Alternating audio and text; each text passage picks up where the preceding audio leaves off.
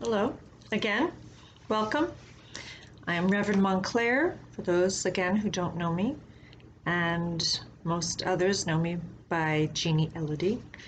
I have lit a peace candle here, and may all beings be at peace. May we all have peace inside of ourselves that we may share with others. My dog's barking. This is two of the second installation of why, as Interfaith, we do not proselytize. And I am making a vote for us to do more listening, especially when people are speaking out because they're hurting. And that has to be, right now, the Black Lives Matter movement, which makes a lot of sense to call attention to those that are hurting. And that's why the title was chosen, Black Lives Matter. Yes, it is true, all lives matter.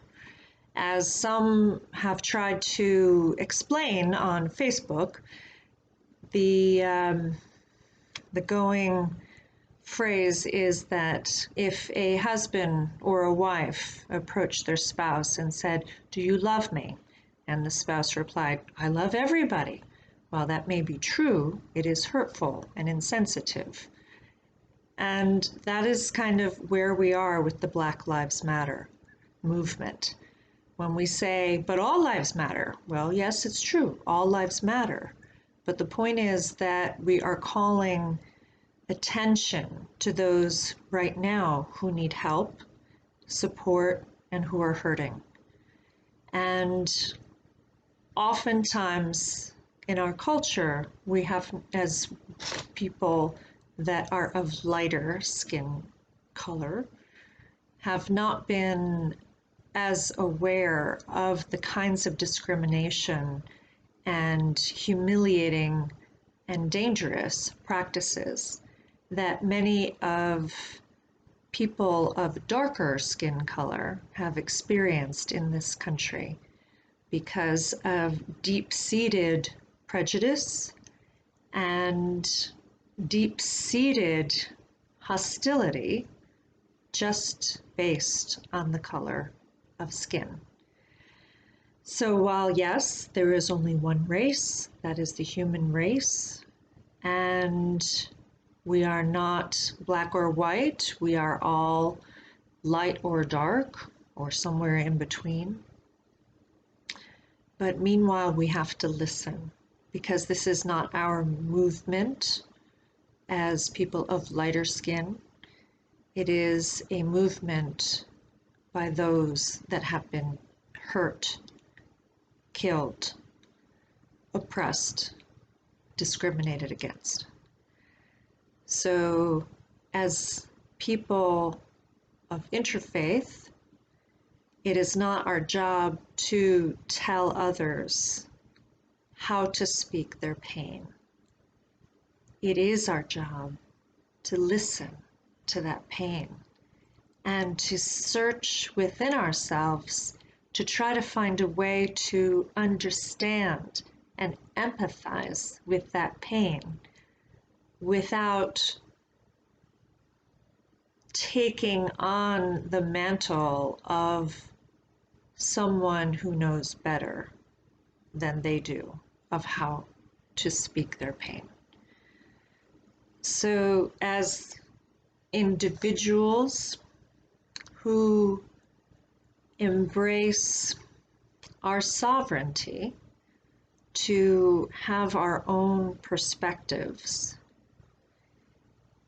we also have to honor the perspectives and the sovereignty of others. So here today, I honor all lives by also honoring all Black lives, because when some of us are hurting, all of us are hurting.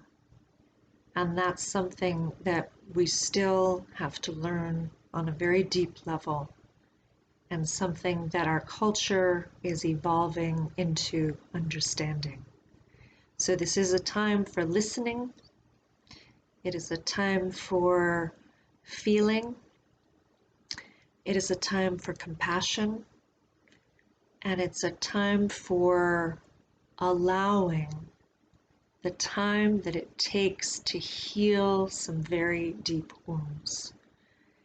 And as I've said many times before, although our society at present looks like it's worse than ever, every day seems to be another horrible, negative newscast for years now. It's like things that are coming up that we didn't even know about, over and over and over, as if one day, cannot get even worse than the next. But I do believe that all of these things have been there all along. And the reason that they are now coming out is because it's time for them to heal. You cannot heal that which you cannot name, that you do not own.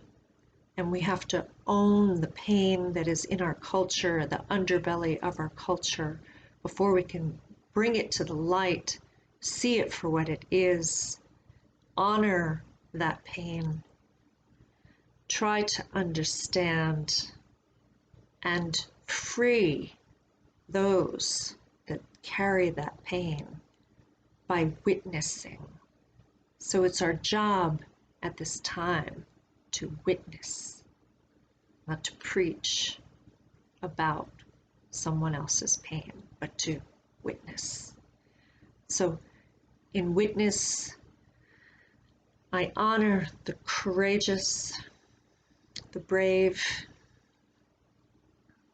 and those taking action to free themselves yet again from the different and subtle levels of oppression, just as we need to free ourselves from the levels of oppression, of prejudice that we didn't even know we had. Much love to you all. This is Reverend Montclair saying good night.